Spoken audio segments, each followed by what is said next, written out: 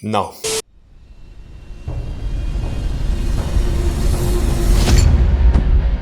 Force et houblon. Bon, c'est bientôt Noël, ça vous aura probablement pas échappé puisqu'on a droit à toutes les décorations alors qu'Halloween n'était même pas fini. Et qui dit Noël, dit bière de Noël.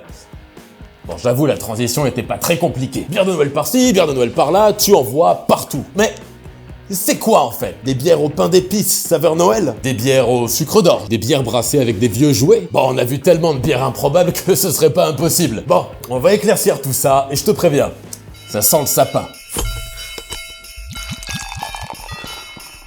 Alors, historiquement, la bière de Noël, c'est l'équivalent du fond de frigo. En fait, quand l'automne débarquait, à l'époque où on avait encore des saisons, on avait les nouvelles récoltes d'orge et de houblon à stocker. Mais comme celles de l'année précédente étaient plus toutes fraîches et prenaient de la place, et ben on balançait tout ce qui restait pour faire une bière avec. Faut pas gâcher. Bon, je cache pas que ça pouvait donner un truc assez aléatoire. Du coup, ce qu'on faisait, c'est qu'on rajoutait des trucs en rapport avec la saison. Des épices, des écorces d'orange, de la cannelle, ce genre de trucs. Et 2 mois plus tard, on offrait ça aux employés de la brasserie ou aux meilleurs clients. Et c'est devenu la tradition de la bière de Noël.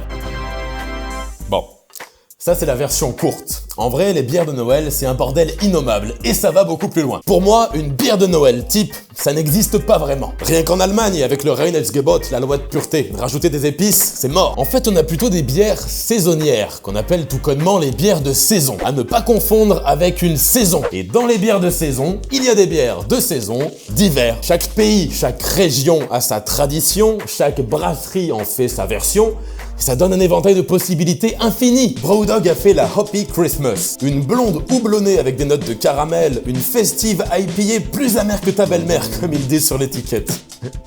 Au Danemark, Toll a fait une sour aux cerises à la robe rouge pour célébrer Yule qui a lieu le 21 décembre. La Mercière en Alsace a fait une petite pépite avec des houblons alsaciens et des épices de Noël. Mais alors, attention, tout ce que je vous dis là, ça vaut pour les bières artisanales. Certainement pas les bières industrielles qui sont juste des blondes de base pimpées au glucose et souillées à coups de colorant et d'extraits d'épices low cost dégueulasses. Y a pas plus de Noël là-dedans que de moines qui brassent chez Lef. Bon, toi là, je le sens, t'as quand même envie de savoir à quoi tu peux t'attendre quand tu prends une bière de Noël. Dans les grandes lignes, grosso merdo, ça va.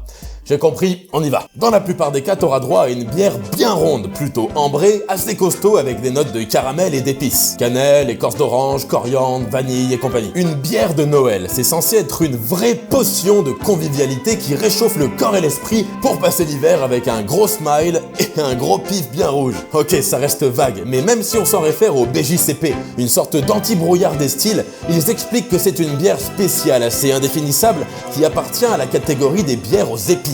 Je t'invite à aller jeter un œil au lien que je t'ai mis en description si tu veux en savoir plus. Et au-delà du style de cette bière de saison d'hiver, il y a tout un tas de mythes, plus ou moins vrais, qui gravitent autour, comme les druides qui en auraient déjà brassé pour célébrer le jour le plus court de l'année, ou les Norvégiens pour qui c'était une obligation de brasser une bière forte et nourrissante pour passer l'hiver. Dans le temps, en Amérique du Nord, on brassait même de la bière avec du sapin. D'ailleurs, l'ami Benjamin Franklin, qui je le répète n'a jamais dit que la bière est la preuve que Dieu nous aime, avait sa recette perso de Spruce Ale, qu'on peut d'ailleurs toujours retrouver chez Yards Brewing à Philadelphie. À la base, comme c'est blindé de vitamine C, c'était surtout pour éviter le scorbut lors des expéditions. Bon, maintenant c'est plus pour avoir une bière qui sent bon le matin de Noël ou le week-end post-burnout dans une cabane en rondin. Il y a plein d'autres histoires à raconter autour de la bière de Noël sans forcément rester braqué sur le style. Comme en Irlande où pendant la guerre, Guinness offrait aux familles des soldats engagés dans le corps expéditionnaire britannique en France une bouteille pour Noël. Le folklore alsacien raconte aussi qu'aux 12 coups de minuit, on pouvait voir le houblon sortir et re-rentrer immédiatement dans la terre et que s'il neigeait à Noël, la récolte serait assurément bonne. Mais on verra tout ça dans une autre vidéo. En tout cas, j'espère que celle-ci vous aura plu